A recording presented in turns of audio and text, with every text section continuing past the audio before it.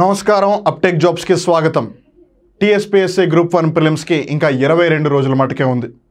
అంటే ఒక రోజు ఎక్కువ 3 వారాలు.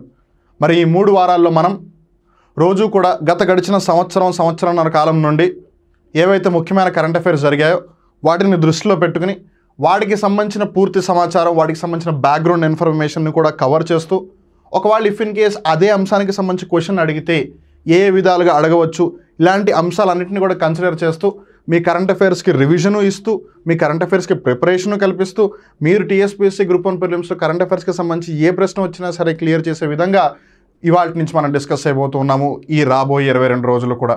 So please do stay tune till the end of the video. You will be getting to know many details because it's not only just the event that comes, it is also the information that comes along with the event. So andukane it's going to be a very interesting and obviously an informative session. So please watch the video till the end.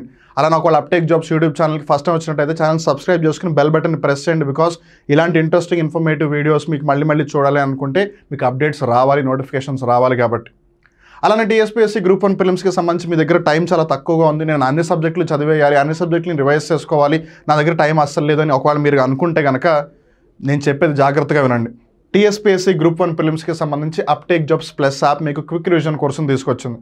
ఇక్కడ ప్రతి సబ్జెక్ట్ని కూడా మీకు సుమారుగా 5 గంటల లోపల ముఖ్యమైన content అంతా కూడా చాలా సులభతరంగా మీకు ఈజీగా అర్థమయ్యే విధంగా చెప్పడం జరుగుతుంది. సో దట్ మీకు ప్రిపరేషన్ పరంగానూ హెల్ప్ అవుతుంది, రివిజన్ పరంగా చాలా బాగా హెల్ప్ అవుతుంది. అట్ ద సేమ్ టైం చాలామంది లాస్ట్ మినిట్స్లో పుస్తకాలు తిరిగేస్తూ ఉంటారు.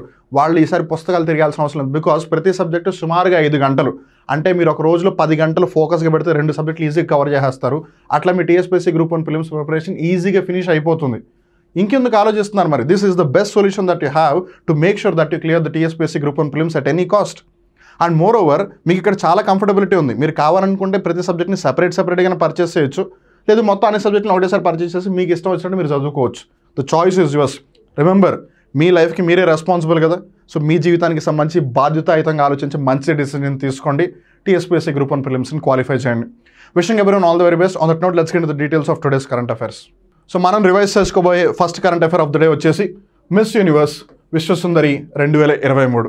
సో 2023వ సంవత్సరానికి సంబంధించి ఎవరు మిస్ యూనివర్స్గా అవతరించారు అని మనం ఇక్కడ జాగ్రత్తగా గమనిస్తే ఆవిడ పేరు వచ్చేసి షెన్నిస్ పెలాసియోస్. ఏంటిది ఆవిడ పేరు? షెన్నిస్ పెలాసియోస్. ఆవిడ నికరాగువా అనే దేశానికి సంబంధించిన ఆవిడ. ఇక్కడ మీరు చిత్రపటంలో ఆవిడని గమనించవచ్చు, షెన్నిస్ పెలాసియోస్. ఈ నికరాగువా అనేది బేసిక్గా సెంట్రల్ అమెరికా రీజన్ ఏదైతే ఉంది, ఇప్పుడు మనందరికీ ఉత్తర అమెరికా ఖండం తెలుసు, దక్షిణ అమెరికా ఖండం తెలుసు, దాని మధ్యలో ఒక సెంట్రల్ అమెరికన్ రీజన్ ఉంది. ఈ మెక్సికో అవ్వచ్చు, లేదు వెస్ట్ ఇండీస్, లేదు కరేబియన్ ఐలాండ్స్ అంటూ ఉంటారు. ఆ ప్రాంతాన్ని అంతా కూడా సెంట్రల్ అమెరికా అంటారు. క్యూబా, పనామా, అలానే బార్బడాసు, గయానా, గ్రెనేడా, ఈ కంట్రీస్ అని కూడా అక్కడే ఉన్నాయి. అలాగే ఒక కంట్రీ ఈ నికరాగువా అనమాట. ఈ నికరాగువా అనే దేశం యొక్క క్యాపిటల్ వచ్చేసి మనాగువా అనమాట. మనలో చాలామంది ఎంతసేపు ఏమనుకుంటాం, ఈ ఈవెంట్ ఎక్కడ జరిగింది, ఆ కంట్రీ పేరు గుర్తుపెట్టుకుంటాం. బట్ ఆ కంట్రీ వార్తల్లో ఉంది కాబట్టి ఆ కంట్రీ క్యాపిటల్ కూడా అడిగే అవకాశం ఉందిగా. సో అందుకని నికరాగువా కంట్రీ క్యాపిటల్ వచ్చేసి మనాగువా. అలానే ఈ మిస్ యూనివర్స్ అనేది బేసిక్గా బిగ్ 4 అని పిలువబడే ఏవైతే 4 పేజెంట్ కాంపిటీషన్స్ ఉన్నాయో ఆ 4 పేజెంట్ కాంపిటీషన్స్లో ఒకటి. ఇప్పుడు మీరు అనొచ్చు, ఇంతకీ ఆ 4 ఏంటిదని? ఒకటి మిస్ యూనివర్స్. ఏంటిది? ఒకటి మిస్ యూనివర్స్, ఇంకోటి మిస్ వరల్డ్, ఇంకోటి మిస్ ఎర్త్, ఇంకోటి miss international.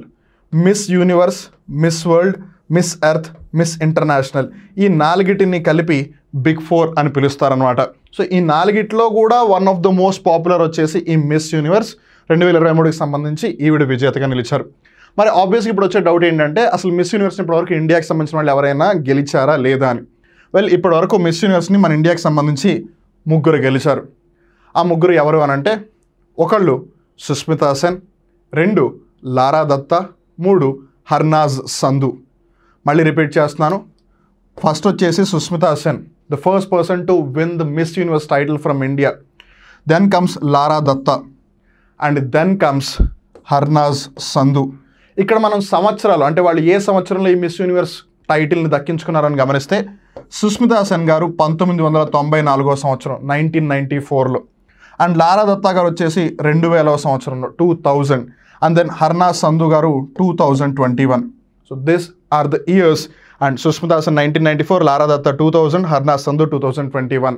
So those are the important details that we have to remember. అలానే ఇక్కడ మనం జాగ్రత్తగా గమనిస్తే ఈ మిస్ యూనివర్స్ 2023 కాంపిటీషన్స్ ఏవైతే ఉన్నాయో 2023లో జరిగింది 72సారి. It is the 72nd time the Miss Universe competitions for held in 2023. ఇప్పుడు హెల్డ్ అంటే ఎక్కడ నిర్వహించాలనే డౌట్ కూడా ఖచ్చితంగా వస్తుంది. So there is a country called El Salvador. El Salvador దేశంలోని శాన్ సాల్వడార్ అనే ప్రాంతంలో ఈ కాంపిటీషన్స్ నిర్వహించడం జరిగింది. అండ్ ఆల్సో డూ రిమెంబర్ ఈ ఎల్ సాల్వడార్ అనేది వరల్డ్స్ ఫస్ట్ కంట్రీ అనమాట. క్రిప్టో కరెన్సీ లేదా బిట్ కాయిన్ అఫీషియల్ కరెన్సీగా యూజ్ చేసింది. El Salvador is the very first country. ఆ ఎల్ సాల్వడార్లోని శాన్ సాల్వడార్లో 18th November 2023 ఈ మిస్ యూనివర్స్ కాంపిటీషన్ జరిగాయి. అందులో నికరాగ్వా దేశానికి సంబంధించి షెన్నిస్ పలాసియోస్ గారు విజేతగా నిలిచారు. అండ్ రిమెంబర్, ఇప్పుడు ఈ బిగ్ 4 కూడా చాలా చాలా ఇంపార్టెంట్. బట్ ఈ బిగ్ 4లో ఫస్ట్ ప్రయారిటీ మిస్ యూనివర్స్కి, తర్వాత మిస్ వరల్డ్కి, తర్వాత మిస్ ఎర్త్కి, తర్వాత మిస్ ఇంటర్నేషనల్కి. సో మనం ఇప్పుడు మిస్ యూనివర్స్ గురించి తెలుసుకుందాం. మిస్ యూనివర్స్ ఇప్పటివరకు ముగ్గురికే వచ్చింది. సుస్మితా సెన్, లారా దత్తా, హర్నాథ్ సంధు. సుస్మితా సెన్ 1994, లారా దత్తా 2000, అలానే హర్నాథ్ సంధు 2021. ఇప్పుడు మీరు చేయాల్సిన హోంవర్క్ ఏంటి అని అంటే, because end of the day ఇప్పుడు నేను చెప్పింది మీరు వింటే మేబీ మర్చిపోయే అవకాశం కూడా ఉంటుంది. బట్ మీ ఎదురు మీరు నేర్చుకుంటే మీరు ఖచ్చితంగా గుర్తుపెట్టుకుంటారు. సో మీకు నేను ఇస్తున్న హోంవర్క్ ఏంటి అని అంటే, మిస్ వరల్డ్ ఇండియా తరపున ఎవరెవరు గెలుచుకున్నారు అని. ఐశ్వర్య రాయ్ గారు, రీతా ఫారియా గారు, మానుశ్రీ చిల్లర్ గారు, ప్రియాంక చోప్రా గారు, ఇలా చాలామంది ఉన్నారు కదా.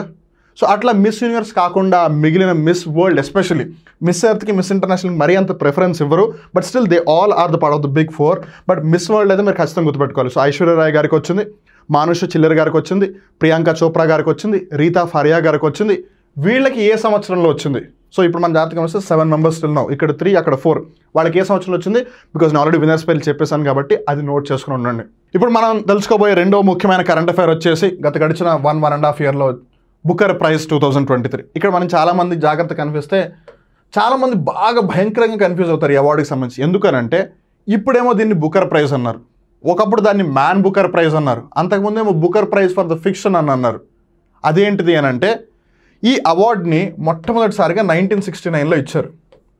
1969 నుంచి 2001 వరకు కూడా దీన్ని ఒక పేరుతో పిలిచారు. 2002 నుంచి 2019 దాకా ఒక పేరుతో పిలిచారు. 2020 నుంచి ఇంకో పేరుతో పిలుస్తున్నారు. సో 1969 నుంచి 2000 దాకా ఏ పేరుతో పిలిచారు, 2002 నుంచి 2019 దాకా ఏ పేరుతో పిలిచారు, 2020 నుంచి ఏ పేరుతో పిలిచారు మనం తెలుసుకుందాం. But before that let's get in to the details. Ireland రచయిత పాల్ లించ్ గారికి 2023వ సంవత్సరానికి గాను ఆంగ్ల సాహిత్యంలో ఇచ్చే ప్రతిష్టాత్మక అవార్డు బుకర్ ప్రైజ్ లభించింది. ఇంతకీ ఏ రచనకి లభించింది ఆయనకి అని అంటే, ద ప్రాఫిట్ సాంగ్. ఇక్కడ మీరు బుక్ కూడా గమనించవచ్చు ఆయన చేతు, ఇక్కడ మీరు బుక్ను కూడా గమనించవచ్చు ఆయన చేతిలో. And he is Paul Lynch. In fact ఆ అవార్డు తీసుకుంటే ఆయన చెప్పిన ఒక మాట ఏంటంటే, it's not easy to write a book like this అని కూడా చెప్పారు. మరి అది ఎందుకు చెప్పారని చాలామంది తెలియదు. అండ్ ఇక్కడ మనం జాగ్రత్తగా గమనిస్తే it is only related to ఆంగ్ల సాహిత్యం, అంటే ఇంగ్లీష్ లిటరేచర్లో వచ్చిన ఉత్తమ సింగిల్ బుక్ అనమాట. అంటే ఒక పుస్తకంగా అది బాగా ఉత్తమంగా ఉండాలి. అలానే ఒకవేళ దాన్ని ఇంగ్లీష్లోకి ట్రాన్స్లేట్ చేసినా సరే, ట్రాన్స్లేట్ చేసి అది యూకేలో కానీ ఐర్లాండ్లో కానీ అవైలబుల్గా ఉంటే వాళ్ళు ఈ బుక్కి దాన్ని కన్సిడర్ చేస్తారంటే, ఈ అవార్డు ఏదైతే ఉందో దాన్ని కన్సిడర్ చేస్తారు. నో ఐ డూ నో, మీరు అడిగే క్వశ్చన్ ఏంటంటే, ఈ బుకర్ ప్రైజ్ 2023 ఒకవేళ ఎవరైనా గెలుచుకుంటే వాళ్ళకి ప్రైజ్ మనీ ఎంత వస్తుంది అని. 50,000 పౌండ్లు. బ్రిటన్ పౌండ్ కదా, లేదా పౌండ్ స్టెర్లింగ్ కదా. సో వాళ్ళకి 50,000 పౌండ్లు బహుమతిగా లభిస్తుంది అనమాట ప్రైజ్ మనీగా. అలానే ఇప్పుడు మీరు అడిగి ఇంకో డౌట్ ఏంటో కూడా నాకు తెలుసు. ఇన్ఫ్యాక్ట్ ఒకటి కాదు, మీరు 2-3 అడుగుతారు. అవేంటి కూడా నేను చెప్పనా. ఒకటి, ఏ పేర్లతో పిలిచారు అని. అలానే ఇండియన్స్కి ఇప్పటివరకు ఎంతమందికి ఈ బుకర్ ప్రైజ్ లభించింది అని. ఒకవేళ లభిస్తే ఏ రచనకు లభించింది, ఏ సంవత్సరంలో లభించింది అని. అంతే కదా. Don't worry, I will tell you. ముందుగా 1969లో మొట్టమొదటిసారిగా ఈ బహుమతి ఇవ్వడం ప్రారంభించారు. సో 1969 నుంచి 2001 వరకు కూడా వాళ్ళు దీన్ని బుకర్ ప్రైజ్ ఫర్ ఫిక్షన్ అన్నారు. ఫిక్షన్ అంటే బేసిక్గా కల్పితం, లేని దాన్ని సృష్టించడం. సో అలా ఎవరైతే పుస్తకాలు బాగా రాశారో వాళ్ళకి బుకర్ ప్రైజ్ ఫర్ ఫిక్షన్ పేరుతో ఇచ్చారు 1969 నుంచి 2001 దాకా. తర్వాత 2002 నుంచి 2019 వరకు కూడా దాన్ని మ్యాన్ బుకర్ ప్రైజ్ అన్నారు. తర్వాత 2020 నుంచి ఇప్పుడు దాన్ని మళ్ళీ బుకర్ ప్రైజ్ అంటున్నారు. దీనికి గల కారణం ఏంటంటే, బేసిక్గా ఏ సంస్థ అయితే ఈ అవార్డ్స్ని బహుకరిస్తుందో ఆ సంస్థ పేరు, ఆ కంపెనీ పేరే Booker. So Booker company awards ఇస్తుంది కాబట్టి దాన్ని బుకర్ ప్రైజ్ చేసేసారు. As simple as that. And తర్వాత మ్యాన్ కంపెనీ అని సంథింగ్ ఏదో ఒక కంపెనీ దాన్ని టేక్ ఓవర్ చేసింది. అందుకని వాళ్ళు అప్పటి నుంచి ఆ మ్యాన్ అనే పేరు, ఆ ముందున్న బుకర్ దానికి ఎన్యూఎస్ బుకర్ ఆల్రెడీ పాపులర్ అయిపోయింది అప్పటికే. అందుకని ఆ పేరు మార్చకుండా దానికి యాడ్ చేశారు. అందుకని అది మ్యాన్ బుకర్ అయిపోయింది. ఇప్పుడు మళ్ళీ కంపెనీ వాటాలు అవన్నీ మార్చిన తర్వాత మేనేజ్మెంట్ మారిపోయేసరికి they again came back to the Booker prize. ఏదేమైనా సరే అది అంత ఇంపార్టెంట్ కాదు. ఇప్పుడు నేను చెప్పేది ఇంకా చాలా ఇంపార్టెంట్, జాగ్రత్తగా ఫోకస్ చేయండి. మరి ఈ బుకర్ ప్రైజ్ ఏదైతే ఉందో, లేదు బుకర్ ప్రైజ్ ఫర్ ఫిక్షన్, లేదు మ్యాన్ బుకర్ ప్రైజ్, లేదు Booker prize, whatever the name that you call it, ఇప్పటివరకు భారతదేశానికి సంబంధించి ఎంతమందికి లభించింది అని అంటే 1 2 3 4 5 5 మందికి లభించింది. ఆ 5గురు ఎవరు? విఎస్ నైపాల్ గారు, అలానే సల్మాన్ రష్దీ గారు, అరుంధతి రాయ్ గారు, కిరణ్ దేశాయ్ గారు, అరవింద్ అడిగా గారు. Remember the names first. V S Naipaul గారు, సల్మాన్ రష్దీ గారు, అరుంధతి రాయ్ గారు, కిరణ్ దేశాయ్ గారు, అరవింద్ అడిగా గారు. విఎస్ నైపాల్ గారికి 1971 సంవత్సరంలో ఇన్ ఎ ఫ్రీ స్టేట్ అనే పుస్తకానికి గాను ఈ బుకర్ ప్రైజ్ లభించింది. In a free state 1971 V S Naipaul గారు, అందరికన్నా ముందు. సో భారతదేశానికి సంబంధించి ఎవరికి మొట్టమొదటిసారిగా బుకర్ ప్రైజ్ లభించింది అంటే విఎస్ నైపాల్ గారికి 1971లో ఇన్ ఏ ఫ్రీ స్టేట్కి గాను. తర్వాత సల్మాన్ రష్దీ గారికి.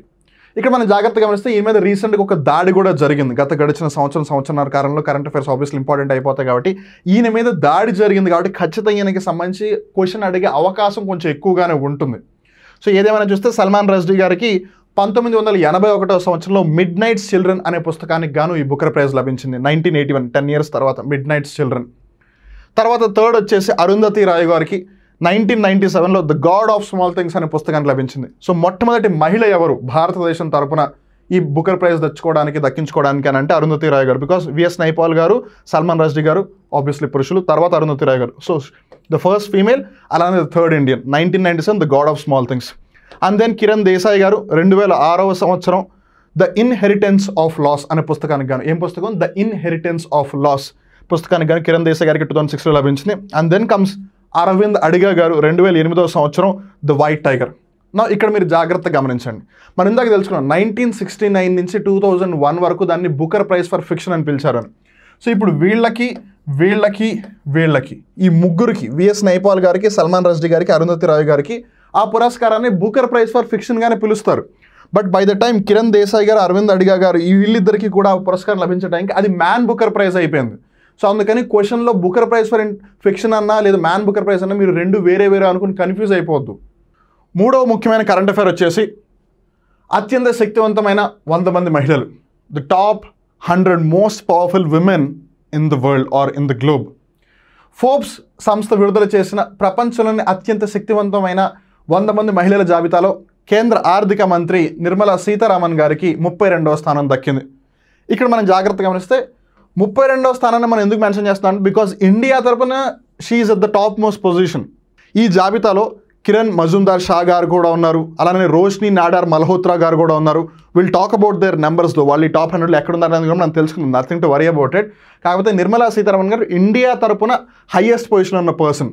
సో నిర్మలా సీతారామన్ గారు 32nd పొజిషన్లో ఉన్నారు. సో ఇప్పుడు ఆబ్వియస్లీ చాలా మందికి వచ్చే డౌట్ ఏంటి, ఆ టాప్ ప్లేస్లో ఎవరు ఉన్నారు అని. We'll get to know about it. And at the very same time ఈ ఏదైతే 2023 సంవత్సరానికి సంబంధించి Forbes top 100 most powerful women list ఏదైతే ఉందో అందులో 100th ప్లేస్లో ఉన్న పర్సన్ నిజమైన వ్యక్తి కాదు. ఎస్, మీరు విన్నది నిజమే. 100th ప్లేస్లో ఉన్న పర్సన్ నిజమైన వ్యక్తి కాదు. Rather it is a fictional character, ఒక కల్పిత పాత్ర. ఫోర్బ్స్ జాబితాలోని మొట్టమొదటిసారిగా 100 మోస్ట్ పవర్ఫుల్ విమెన్స్ జాబితాలో ఒక కల్పిత పాత్రకు కూడా స్థానాన్ని కల్పించారు ఆ 100th ప్లేస్లో. And hence it becomes so essential. So ముందు మనం టాప్ 3 పొజిషన్స్లో ఎవరున్నారని తెలుసుకుందాం. Because end of the day ఎంతమంది కాంపిటీషన్ ఉన్నా సరే మనం ఇప్పుడు 1 2 3 గురించి మాట్లాడతాం. గట్టిగా అయితే 1 ఒకటే మాట్లాడతాం. So we'll talk about 1 2 3 and then we'll talk about the Indians who were in this 100th list and then who is in that 100th position will talk about it. So ముందుగా ఆ టాప్ 100 మోస్ట్ పవర్ఫుల్ విమెన్ జాబితాలో top 3 మొదటి 3 స్థానాల్లో ఉన్న మహిళలు ఎవరు అని మనం గమనిస్తే మొదటి స్థానంలో ఉర్సులా వాన్ డెర్ లయన్ గారు ఉన్నారు. ఈవిడ యూరోపియన్ కమిషన్ యొక్క చీఫ్ అనమాట.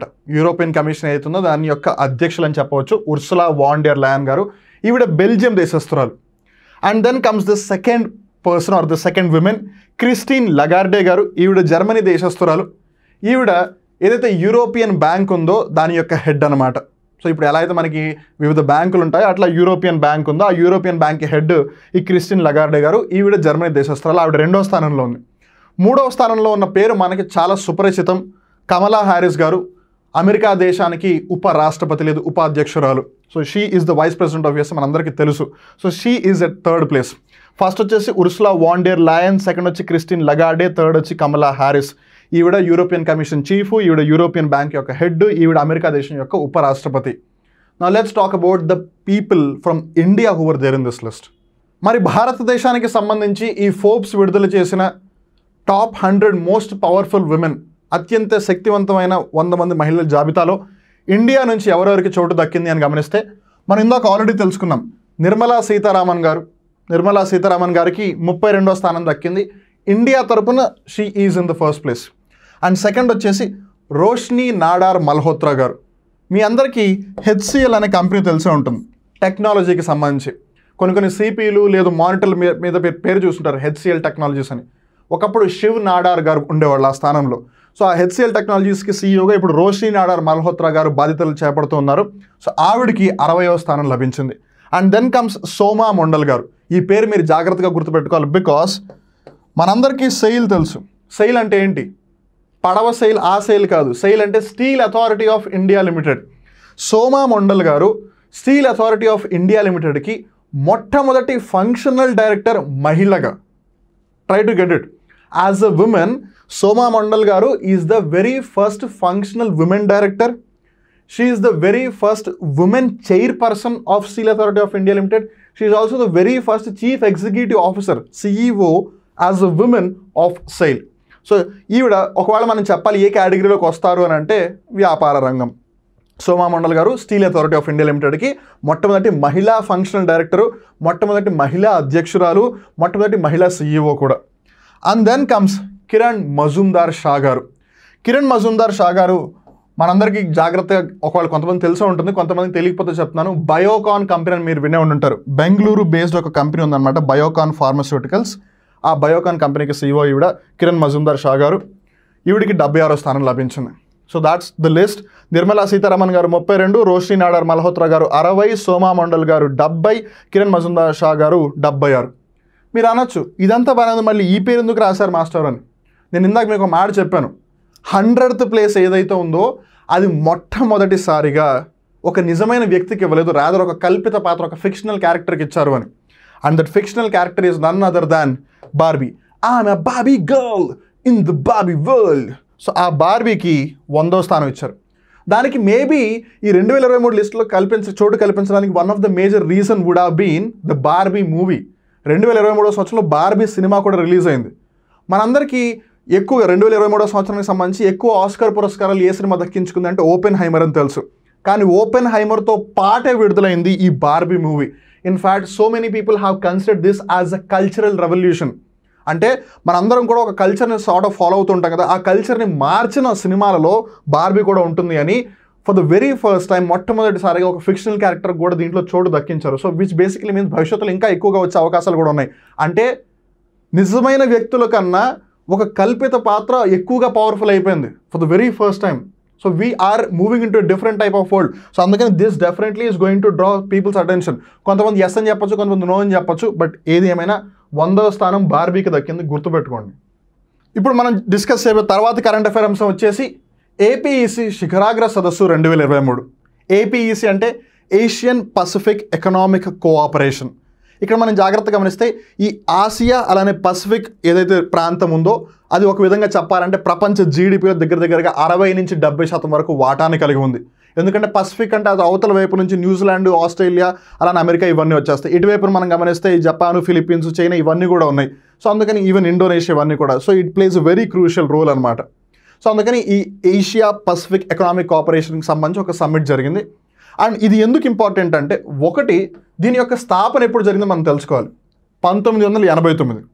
1989లో దీని స్థాపన జరిగిన వీళ్ళ యొక్క మొట్టమొదటి సమావేశం వచ్చేసి 1993లో జరిగింది. 1993 అంటే 2023కి ఎన్ని సంవత్సరాలు? 30 సంవత్సరాలు. సో 3 దశాబ్దాలు అయింది వాళ్ళు మొట్టమొదటిసారిగా సమావేశమై. సో అందుకని ఈ ఏపీఎస్సీ సమ్మిట్ ఏదైతే 2023లో జరిగిందో it has gain too much of prominence అనమాట. అండ్ ఇక్కడ మనం ఇంకో ముఖ్యమైన విషయం జాగ్రత్తగా గమనిస్తే, India is not a member of this. Even though India ఏషియాలో ఉన్న కంట్రీ కదా, కానీ ఈ ఏషియా పసిఫిక్ ఎకనామిక్ కోఆర్డినేషన్ ఏదైతే కౌన్సిల్ ఉందో దాంట్లో ఇండియా మెంబర్ కాదు. Rather India has got observer status. ఎందుకు ఇండియా ఒక మెంబర్ కంట్రీ కాదు, ఎందుకు ఒక అబ్జర్వర్ స్టేటస్ అనేది నేను మీకు కొద్దిసేపట్లో చెప్తాను. But mean well let us get the details. Asia Pacific ఆర్థిక సహకార మండలి లేదు ఆసియా పసిఫిక్ ఎకనామిక్ కోఆపరేషన్ 2023 శిఖరాగ్ర సదస్సు నవంబర్ 15 నుంచి 17వ తారీఖు వరకు అమెరికాలోని శాన్ ఫ్రాన్సిస్కో నగరంలో జరిగింది. ఇక్కడ మీరు జాగ్రత్తగా గమనిస్తే అమెరికాలోని శాన్ ఫ్రాన్సిస్కోలోనే 30 years బ్యాక్ వాళ్ళు ఫస్ట్ సమ్మిట్ని హెల్డ్ చేశారు. మొట్టమొదటి సమావేశం 1993లో అక్కడే జరిగింది. శాన్ ఫ్రాన్సిస్కో అనగానే వెంటనే అందరికి గుర్తొచ్చేది ఏంటిది? The golden gate. అక్కడ గోల్డెన్ గేట్ బ్రిడ్జ్ ఉంది. సో శాన్ ఫ్రాన్సిస్కో అనగానే అందరికీ అదే గుర్తుకొస్తున్నాయి. అందుకే ఈ సమ్మిట్లో వాళ్ళు భాగంగా వాళ్ళు ఏం చేశారు? వాళ్ళు ద గోల్డెన్ గేట్ డిక్లరేషన్ విడుదల చేశారు. ఈ గోల్డెన్ గేట్ డిక్లరేషన్ బేసిక్గా ఏం చెప్తుందంటే ఈ ఏషియా పసిఫిక్ ఏదైతే ప్రాంతం ఉందో ఒకళ్ళకి సాయం చేసుకుంటూ బేసిక్గా అందరూ కూడా రెసిలియంట్గా ఉండాలి. అంటే పరిస్థితులు ఎప్పుడు ఒకళ్ళకి ఉన్నట్టు ఇంకొకరికి ఉండదు, అందరికీ సేమ్గా ఉండదు. సో పరిస్థితులు వేరుగా ఉన్నా సరే మన అందరూ ఒకరికొకళ్ళు సాయం చేసుకుంటూ ఆర్థికంగా రాజకీయంగా అన్ని విధాలు కూడా సాయం చేసుకుంటూ సహకరించుకుంటూ మనం ముందుకు వెళ్ళాలి అనే అంశాన్ని వాళ్ళు ఈ గోల్డెన్ గేట్ డిక్లరేషన్ ద్వారా తెలియజేయడానికి ప్రయత్నం చేస్తున్నారు. అలానే ఈ ఏషియా పసిఫిక్ ఎకనామిక్ కోఆపరేషన్ యొక్క సంస్థ ఏదైతే ఉందో దానికంటూ ఒక సచివాలయం ఉంది. It has a permanent secretariat. ఆ పర్మనెంట్ సెక్రటేరియట్ ఎక్కడుంది అని అంటే సింగపూర్ దేశంలో ఉంది. అలానే 2023వ సంవత్సరానికి సంబంధించి వాళ్ళు ఒక థీమ్ కూడా పెట్టుకున్నారు, creating a resilient and sustainable future for all. నేను ఇప్పుడు ఇందాక అదే చెప్పింది, బేసిక్గా మనందరూ ఒకరికొకరు సాయం చేసుకోవాలి. అట్ ద సేమ్ టైం పరిస్థితులు అందరికీ ఒకేలా ఉండవు, but still we have to move forward. And ఆబ్వియస్గా move forward in the sense ఇష్టం వచ్చినట్టు వెళ్ళిపోవడం కాదు కదా, that has to be sustainable as well. So that is their theme for the year 2023. I know మీకు ఇంకా ఒక క్వశ్చన్కి ఆన్సర్ రాలేదు. నేను ఇందాక ఏమని చెప్పాను? ఇండియా ఇందులో ఒక సభ్య దేశం కాదు అని. వెల్, సభ్య దేశం కాదు అన్న సంగతి తెలుసుకోబోయే ముందు మీరు ఇంకో ఇంపార్టెంట్ ఫ్యాక్ట్ కూడా తెలుసుకోవాలి. ఈ ఏపీఈసీలో టోటల్ 21 కంట్రీస్ ఉన్నాయి.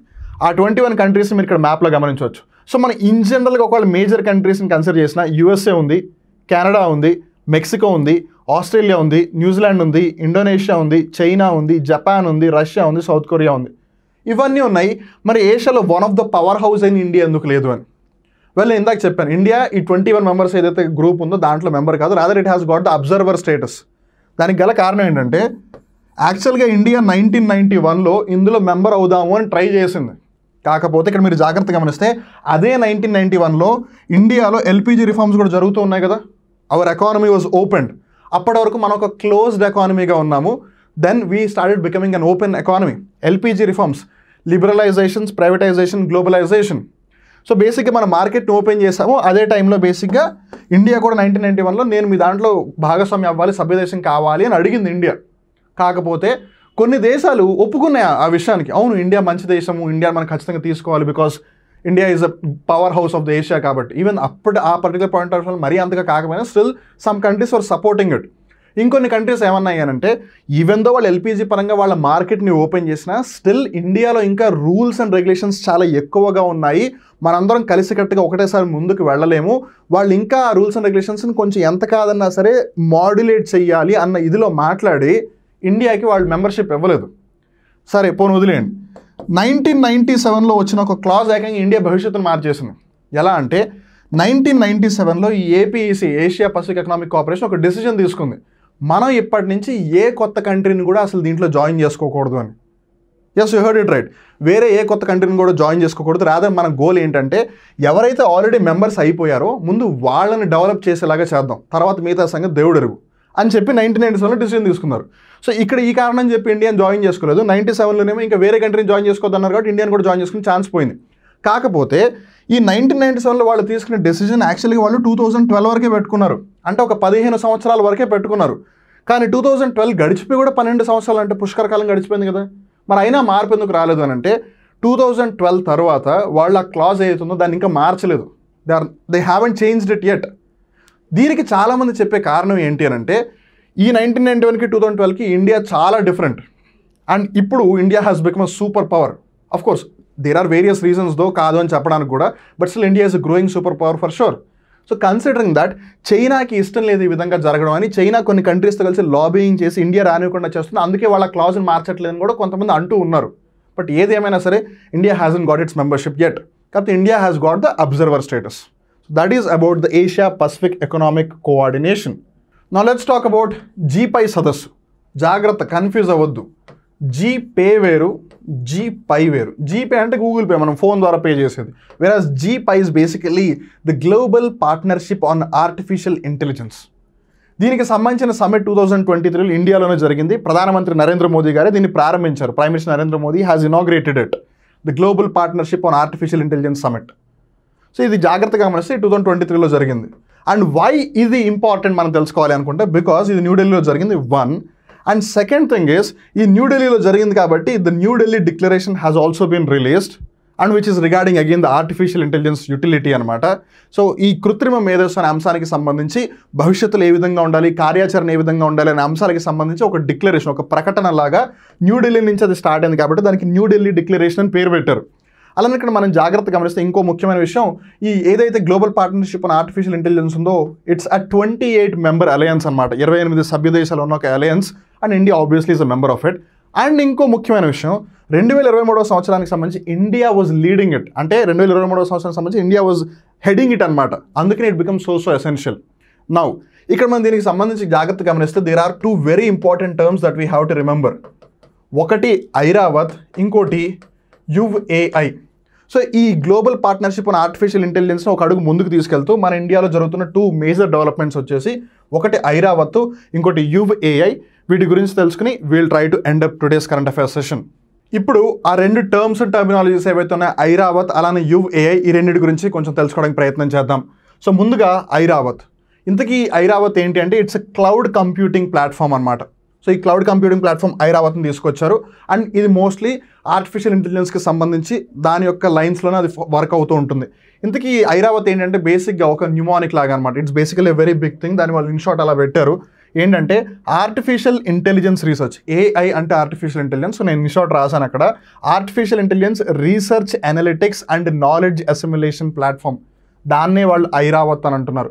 మామూలుగా ఐరావత్ అంటే ఏనుగు అని అర్థం, బట్ వాళ్ళు ఇక్కడ ఏనుగు అని ఎందుకు పెట్టారో మనకి తెలియదు. But again it says artificial intelligence research analysis, artificial intelligence research analysis and assimilation platform. Assimilation ప్లాట్ఫామ్లో టీ పెట్టేశారు విత్ అది అయి ఉంటుంది కాబట్టి వాళ్ళు ఐరావత్ అని పిలుస్తున్నారు. Whatever be it, it's easy to remember that way. So ఇది 2019లోనే వచ్చింది. It's a cloud computing platform. దీని గురించి కూడా ఈ సదస్సులో ప్రస్తావన జరిగింది. And then comes the YUAI. ఈ యుఏఐ బేసిక్ ఏంటంటే youth for Unnati and Vikas with AI. Artificial ఇంటెలిజెన్స్ని ఏదో ఒక విధంగా ఖచ్చితంగా, ఏదో ఒక విధంగా అంటే ఊరికి అలా ర్యాండమ్గా కాదు కానీ in whichever way possible, in whichever way will be executable, ఆ ఆర్టిఫిషియల్ ఇంటెలిజెన్స్ని ఉపయోగించి ఎవరైతే నేటి యువత ఉన్నారో వాళ్ళందరూ కూడా అభివృద్ధి చెందాలనే ఉద్దేశంతోనే ఈ యుఏఐ అనే కార్యక్రమం తీసుకొచ్చారు. కొంతమంది దాన్ని యువ ఐ అంటున్నారు, కొంతమంది యుఐ అంటున్నారు, బట్ బేసికలీ ఇట్స్ యుఏఐ. యువ్ అనేది యువతని డిటర్మిన్ చేస్తుంది. AI stands for artificial intelligence. ఇక్కడ మనం జాగ్రత్తగా గమనిస్తే నేషనల్ ఈ గవర్నెన్స్ డివిజన్, ఏం division? National e governance division. Intel India అంటే ఇంటెల్ యాక్చువల్గా అమెరికన్ కంపెనీ, బట్ ఆ సంస్థ ఇండియా ఏదైతే సబ్సిడరీ బ్రాంచ్ ఉందో వాళ్ళతో టైప్ అయ్యి Intel India national e governance డివిజన్తో type అయ్యి ఈ యుఏఐ కార్యక్రమాన్ని వాళ్ళు ఇంట్రడ్యూస్ చేశారు. సో 8 నుండి 12 తరగతులు చదువుతున్న పిల్లలు ఎవరైతే ఉన్నారో వాళ్ళందరికీ కూడా ఆర్టిఫిషియల్ ఇంటెలిజెన్స్కి సంబంధించి స్కిల్స్ నేర్పించాలి అన్నదే ఈ యుఏఐ కార్యక్రమం. ఇదేమో cloud computing platform. So artificial ఇంటెలిజెన్స్కి సంబంధించి రీసెర్చ్ యాక్టివిటీస్ అన్నీ జరుగుతాయి. ఇక్కడేమో మన నేటి భవిష్యత్ తరం ఏదైతే ఉందో వాళ్ళని దృష్టిలో పెట్టుకుని చేపడుతున్న ఏఐ కార్యక్రమం యుఏఐ. And anyways, these 2 are related with respect to the New Delhi Declaration and also with respect to the Global Partnership on Artificial Intelligence కాబట్టి మనం వీటి గురించి కూడా తెలుసుకున్నాం. So that is what it is. మీరు ఏ కరెంట్ అఫైర్ తెలుసుకున్నా చాలామంది ఎంతసేపు ఇక్కడే ఆగిపోతారు. దానికి సంబంధించిన ఇన్ఫర్మేషన్ తెలుసుకుంటే based on which you can answer any sort of question. దీన్ని బేస్ చేసుకుని క్వశ్చన్ అడుగుతారు, దాన్నే క్వశ్చన్గా అడగడం చాలా అరుదుగా జరుగుతుంది. దాన్ని బేస్ చేసుకుని క్వశ్చన్స్ ఈ రూపంలో అడుగుతారు కాబట్టి మన కరెంట్ అఫైర్స్ ఎప్పుడు భయంకరంగా కనిపిస్తూ ఉంటుంది. If you try to get it, it's very easy. So ఇట్లా రాబోయే అన్ని రోజులు కూడా మీకు టీఎస్పీఎస్సీ గ్రూప్ 1 ఫిలిమ్స్ పరంగానే కాదు, అన్ని కాంపిటేటివ్ ఎగ్జామ్స్ పరంగా కూడా మీకు ఇది హెల్ప్ అవుతుందని మేము అనుకుంటున్నాము. ఒకవేళ ఈ వీడియో మీకు నచ్చినట్టయితే లైక్ చేయండి. మీరు ఒకవేళ అప్టెక్ జాబ్స్ యూట్యూబ్ ఛానల్కి మొట్టమొదటిసారిగా వచ్చినట్టయితే ఛానల్ సబ్స్క్రైబ్ చేసుకోవడం మటుకు మర్చిపోద్దు. Because this is how you get the interesting and the informative videos for your competitive exam preparation. గుర్తుపెట్టుకోండి, టీఎస్పీఎస్సీ గ్రూప్ 1 ఫిలిమ్స్ ఇంకా 22 రోజుల మట్టుకే ఉంది. వారానికి 7 రోజులు చొప్పున చూసుకుంటే 3 వారాల 1 రోజు. సరే, 1 రోజు మీరు రెస్ట్ తీసుకుంటారు అని అనుకుందాం ఇవాళ. సో మీకు ఇంకా ఎగ్జాక్ట్లీ 3 వారాల టైం మట్టుకే ఉంది. అండ్ మీరు చదవాల్సిన సబ్జెక్టులు చాలానే ఉన్నాయి, గుర్తుపెట్టుకోవాల్సిన అంశాలు చాలానే ఉన్నాయి. మరి వీటిలో ఎంత చదువుతారు, ఎంత గుర్తుపెట్టుకుంటారు, ఎంత భయపడతారు? అందుకే నేను చెప్పేది జాగ్రత్తగా వినండి. ప్రతి సబ్జెక్ట్ని సుమారుగా 5 గంటల లోపు ఫినిష్ చేస్తూ ముఖ్యమైన అంశాలన్నింటినీ కూడా మీకు ఈజీగా అర్థమయ్యేలాగా చెప్తూ అలానే ముఖ్యమైన అంశాలు ఏవైతే ఖచ్చితంగా గుర్తుపెట్టుకుని తీరాలో వాటన్నిటిని మరొకసారి మీకు రివైజ్ అయ్యేలాగా చేస్తూ మీరు ప్రిలిమ్స్ని ఎట్టి పరిస్థితులైనా సరే క్లియర్ చేయాలి అనే ఉద్దేశంతోనే అప్టేక్ జాబ్స్ ప్లస్ యాప్ మీకు టీఎస్పీఎస్సీ గ్రూప్ 1 ప్రిలిమ్స్కి సంబంధించి క్విక్ రివిజన్ కోర్సును తీసుకువచ్చింది. ఇది మీకు ఖచ్చితంగా ఉపయోగపడుతుంది అని మేము భావిస్తూ ఉన్నాము. ఒకవేళ మీరు కూడా అదే భావిస్తే కనుక వెంటనే గూగుల్ ప్లే స్టోర్లోకి వెళ్ళి ఇప్పుడే అప్టేక్ జాబ్స్ ప్లస్ యాప్ని ఇన్స్టాల్ చేసుకుని ఈ కోర్సుని పర్చేస్ చేయండి. అండ్ రిమెంబర్, మీరు కావాలి అనుకుంటే ఒక సబ్జెక్ట్ని సెపరేట్గానే పర్చేస్ చేయొచ్చు, లేదు మొత్తం ఫుల్ కోర్స్ అయినా పర్చేస్ చేయవచ్చు. వీటికి సంబంధించి మీకు ఏదైనా డౌట్ ఉంటే 9133449696కి కాల్ చేయండి. On that note, wishing everyone all the very best for whichever exam that you people are preparing for. గుర్తుపెట్టుకోండి, మీ జీవితానికి మీరే బాధ్యులు. మీరు వైజ్గా ఆలోచించి కరెక్ట్ డెసిజన్ తీసుకుని ముందుకెళ్తే మీ జీవితమే బాగుపడుతుంది and you will be the most happiest without a doubt. And knowing that we'll also be happy for you. కాదు కూడదని అనుకుంటే you will be the loser and there is no one who will be able to erase that fact. ఏది ఏమైనా సరే concentrate చేయండి, కాన్ఫిడెంట్గా ఉండండి, పేషెంట్గా ఉండండి. మోస్ట్ ఇంపార్టెంట్లీ ఖచ్చితంగా మీరు అనుకున్నది మీరు సాధిస్తారు. అదే కాన్ఫిడెన్స్తో ముందుకు వెళ్తూ ఉండండి. మరొకసారి అందరికీ ఆల్ ది బెస్ట్ చెప్తూ మళ్ళీ ఇంకో రోజు ఇంకో కొత్త కరెంట్ అఫైర్ ఎపిసోడ్లో కలుద్దాం. అప్పటివరకు చూస్తూనే ఉండండి అప్టేక్ జాబ్స్. మిమ్మల్ని మీరు అప్డేట్ చేసుకుంటూ ఉండండి. నేను మీ వివేక్. నమస్కారం.